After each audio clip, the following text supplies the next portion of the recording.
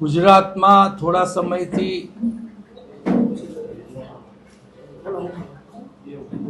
અદાણીની સરકાર એટલે કે સાહુકારોની સરકાર આ બીજેપી કામ કરી રહી હોય તેવું લાગે છે. અનેક વિસ્તારોમાં ભાજપ એના ભ્રષ્ટાચાર માટે અનેક લોકોને ઘર વિહોણા કરવાનું કામ ચાલુ કર્યું છે. તેમાં અત્યારે રાજકોટના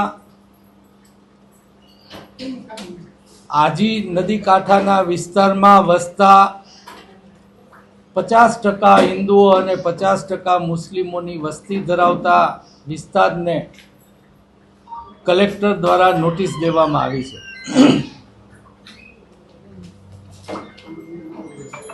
ગુજરાતના લોકોએ સમજવાની જરૂર છે, ચાહે એ ગરીબ હોય, મધ્યમ વર્ગના હોય કે સુખી સંપન્ન હોય.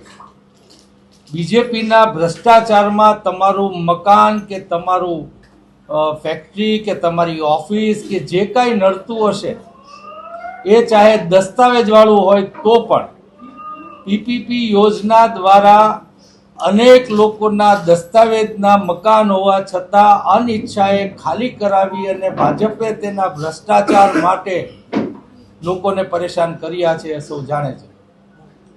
ત્યારે ગુજરાતની પ્રજા જાગૃત થાય. ગરીબ માણસ છે એ રાજકોટ શહેરમાં કે કોઈ પણ શહેરમાં જાય ત્યાં મજૂરી કરે છે.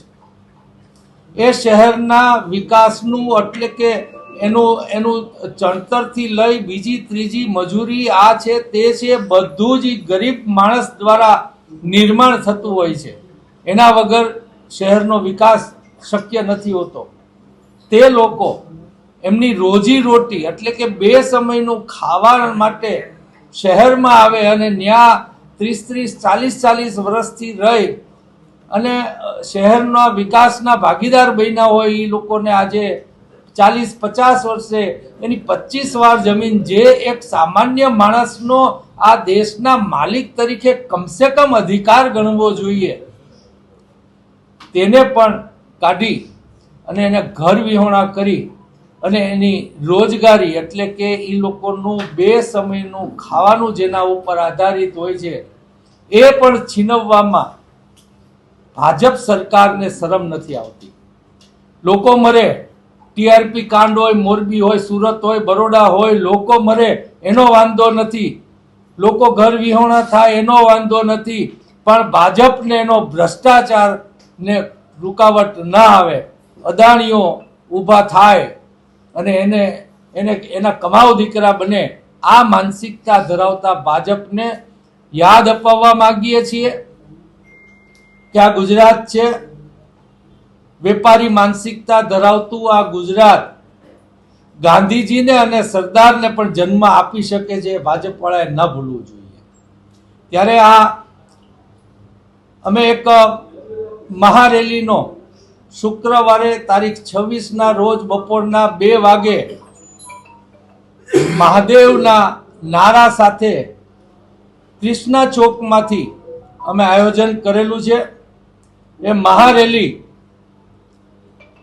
અમારે થોડા કિલોમીટર ચાલશે અને એક પ્રતિનિધિ મંડળ કલેક્ટરને અને પોલીસ કમિશનરને આવેદન દેવા જશે.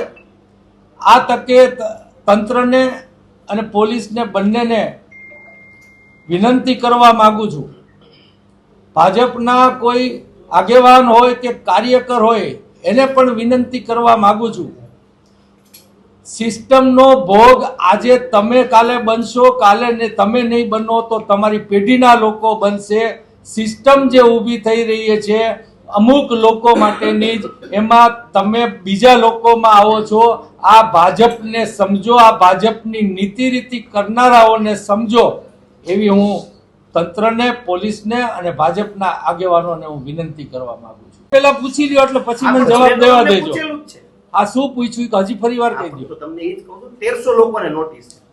ત્યાં 1300 લોકો નહીં, લગભગ 20 બૂથ આવે છે. મારી દ્રષ્ટિએ ત્યાં 25,000 લોકોનું રહેણાંક છે અને એ 25,000 એટલે કે 5,000 મકાનો હશે. લિસ્ટ કરવામાં પણ ક્યાંક મકાન દેવાનું આવે તો ઓછા દેવા પડે એ માટે ઓછા લોકોની નોંધણી થઈ હોવાની શક્યતા એમાં પૂરી છે. 25 વારની જગ્યા એ આમ ભારતીય વ્યક્તિ જે આ દેશનો માલિક છે એનો કમસે કમ અધિકાર માનવો જોઈએ, આવું અમે માનીએ છીએ. સુંદરીભાઈ, શું આપણે જ્યારે આવેદનપત્ર આપશું, શું સરકાર પાસે માંગ છે, તંત્ર પાસે શું માંગ છે? તંત્ર પાસે અમારી માંગ અમે આવતા દિવસોમાં એ કહેશે તો અમે મૂકશું કે આનો ઘણા બધા વિકલ્પો છે. એ લોકો ઘર વિહોણા ન થાય, વિકાસ પણ થાય, એવા ઘણા બધા વિકલ્પો હોય છે. પરંતુ આ લોકોને એના ભ્રષ્ટાચાર માટે જ કામ કરવું હોય છે માટે અને પોલીસનો અને તંત્રનો દુરુપયોગ કરવો હોય છે, એ મોટી મુશ્કેલી છે. તમારી જે લડત રેલી કાઢ્યા પછી કઈ રીતે રહેશે? કેમ કે રેલી કાઢવાથી કદાચ તંત્ર માને ન માને તો આગામી શું કાર્યક્રમ રહેશે? અમે આ આંદોલન ગુજરાત વ્યાપી કરવાના છીએ અને મને વિશ્વાસ છે લોકો જ્યારે જાગે, ઇન્દ્રનીલ રાજગુરુ માગે કે કોંગ્રેસ માગે ન મળે બની શકે, પણ લોકો જ્યારે એનો અધિકાર માગે ત્યારે ગમે એવી ભલભલી સરકાર હોય, એ ચાહે ભલભલો કલેક્ટર હોય કે ભલભલો આગેવાન હોય કે એ ગમે એવી ખુરશી ઉપર બેઠો હોય, એને લોકોનો અવાજ સાંભળવો પડે અને આનો અવાજ સંભળાશે જ અને આખા ગુજરાતમાંથી અવાજ ઊભો થશે. જીતેન્દ્રભાઈ, કેટલાક લોકો કાયદાકીય લડત માટે પણ ગયા છે કોર્ટમાં. કોંગ્રેસને સમર્થન આપશે કાયદાકીય રૂપથી કોઈને મદદ? કારણ કે આ તમે કહો ખૂબ નાના માણસો છે. અમે એને સંપૂર્ણપણે ટેકો આપીએ છીએ અને કાલ સવારે કોઈ મધ્યમ વર્ગના પીપીપી યોજના ઉપર પણ આ લોકો કરશે. બસ સ્ટેન્ડ વેચ્યા, તમને અગત્યની જગ્યાઓ વેચી પીપીપી યોજનાના નામે, ભ્રષ્ટાચાર માટે કરે છે.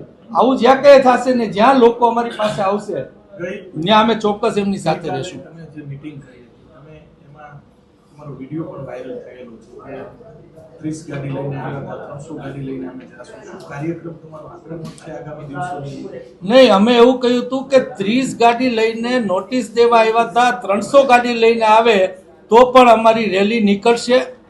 અને પોલીસ કમિશનરને પણ આ તકે હું કહેવા માંગુ છું કે તમારી એક બદલીની બીકે મહેરબાની કરીને અમારી યારે સંઘર્ષમાં ભાજપ વતી ઉતરવાનું ટાળજો. તમારે પોલીસ તંત્રે કયાગરા રહેવું પડે છે, અમે માનીએ છીએ, પરંતુ હવે નાના માણસની આતેડી કકડે એના ભોગ તમે ન બનો એવું હું આ તકે પોલીસને વિનંતી કરું. સુંદરભાઈ, કોર્પોરેશનની ચૂંટણીઓ આવનાર છે આગામી દિવસોમાં, એટલે આ રાજકીય મુદ્દો બનાવવામાં આવશે, શું છે? એટલે અમે તો કઈ બનાવ્યો નથી, અમે કઈ નોટિસો આપી નથી, અમારા કહેવાથી તંત્ર નોટિસ નથી આપતું. તો બની શકે કે ભાજપને હું માનું છું કે ચૂંટણી મુદ્દા કરતા પણ એ લોકોને એના ભ્રષ્ટાચારમાં રસ છે.